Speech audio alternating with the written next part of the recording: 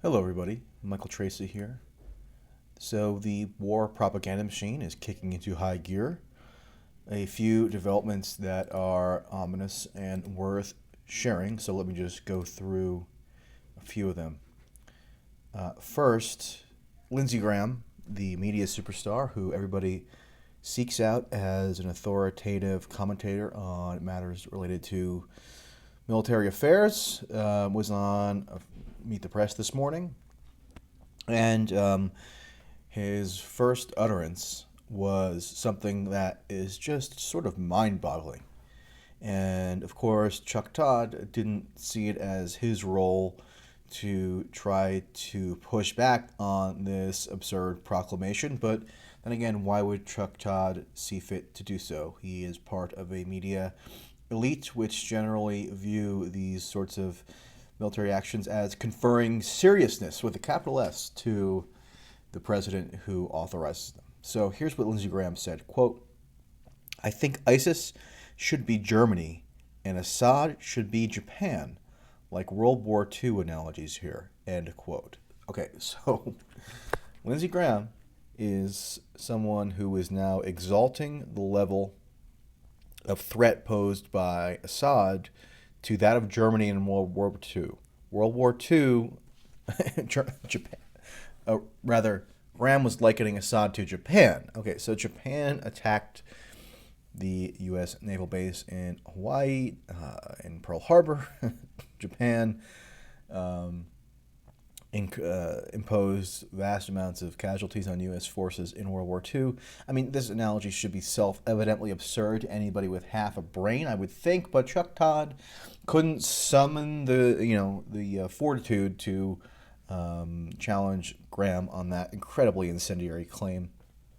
I don't know how many Americans watching the program actually believe it. My hope would be that not very many, but then again, who knows? In the midst of a war frenzy, people seem to drop their skepticism and other critical faculties and just kind of buy into whatever the people who are ostensibly in charge are selling. Graham further adds that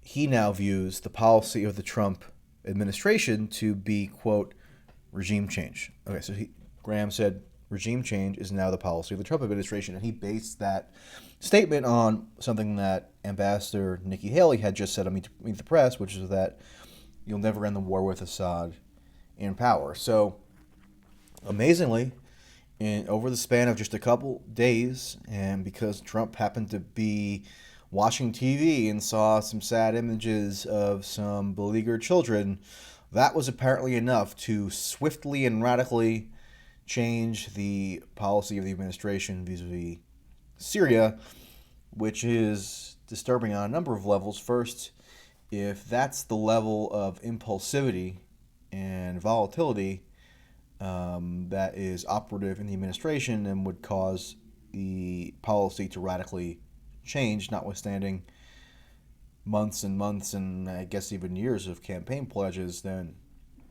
no one should have any confidence at all, really, in there being any kind of guiding principle here beyond what seems politically expedient. And the purported chemical attack provided an opportunity to capitalize on the political expediency. So Graham is somebody who wants more troops, not surprisingly, and he and McCain met with Rex Tillerson on Tuesday, which was the day of the purported chemical attack, and previously they had raged that the policy of the administration appeared to be that they would no longer agitate for the removal of Assad. And that day, that very day of the chemical attack, Graham and McCain, the two amigos, met with Tillerson and were much more optimistic about him conforming to their particular views. So, are they now influential figures with the administration? It's very possible. It would also be very ironic because Trump demonized Graham and McCain viciously over the course of the campaign, and his triumph over their brand of Republican politics was seen as really sort of, I don't know if I would say revolutionary, but it was seen as hugely significant in terms of shifting the direction of the party. Here's another aspect of what is usually concomitant with war frenzy. The media gets a lot more deferential. So here's just an incredible tweet from the New Yorker magazine. Now, the New Yorker is sort of the tribune of seriousness in certain elite circles, elite, urbane, kind of coastal, long-form magazine reading circles. You can't do much better than the New Yorker, and certainly they've done plenty of great work over the course of the history of that publication. There's no doubt about it. But Ryan Lizza is probably not one of my favorite New Yorker contributors, and his article on the legality of the Syria strikes was accompanied by a tweet which reads, quote, "The moral case for the strike on Syria is uncontroversial. The strategic case is also clear, but was it legal?" Well, thank you for decreeing that the moral argument over the validity and rightness of the strike is just settled. I hadn't been aware that had been determined by anybody. Usually, the moral case around the rightness or wrongness of military strikes is hugely in contention, and in this case, it is definitely not uncontroversial. But now we're seeing from these establishment elite precincts this decree that, in fact, debate is over, and everybody who is of sound mind and with a sound moral compass should just get on board. And then, furthermore, the strategic case is also not clear at all. I mean, the very next day, it's been reported the Syrian forces used this base that was targeted to launch further operations. So the strike doesn't even seem to have impeded the Syrian government's ability to continue in its course here. So what is the strategic case for the strikes? It's not clear. It seems like what really is most operative here is that there's an ideological case for bombing Assad.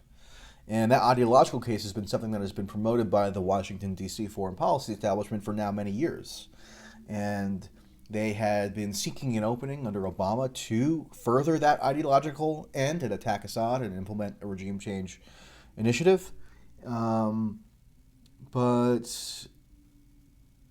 the idea that it's just this neutral strategic calculus that doesn't have any relationship to a pre-existing ideological assumption is just wrong. Of course, there is ideology there, and it looks now as though people who have been calling for the ouster of Assad as a matter of ideological conviction for now many years found an opening under Trump.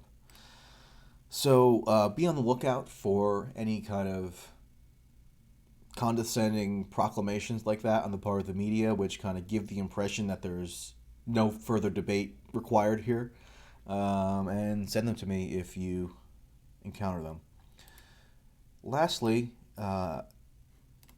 yesterday Trump sent a letter to Congress pursuant to his duties under the War Powers Resolution.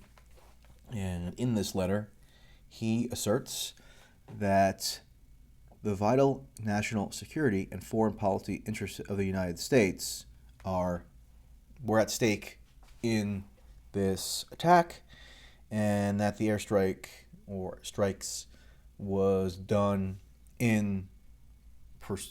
to further those vital national security interests. Now, I don't know anybody who believes that. I mean, sure, you could probably fashion some kind of convoluted rationale which says that Assad, in a remote sense, poses a threat to U.S. national security interests vis-a-vis Iran, perhaps, but that really is just a matter of sort of neoconservative ideology. It has nothing to do with Assad actually threatening the national security of the United States. I mean, nobody who is remotely competent could argue with any plausibility at all that the Assad government could somehow attack the United States or even really really do severe damage to United States forces overseas. So that definitely seems like a very very flimsy pretext, and it's not clear who seriously believes that. So we sort of have like deception layered upon deception here, and probably most ominously, the letter further states that the United States will take additional action as necessary and appropriate to further its important national interests. So that very much leaves open the possibility that this could result in further strikes, further actions, further potentially ground troop deployments, and further escalations of hostilities against the Assad government and by extension Russia. So it's very, very worrisome, I believe, and people should be following this closely. So that's my update for now, and I will link all the relevant items that I cited here in the description box. Beyond that, happy news, have a great day.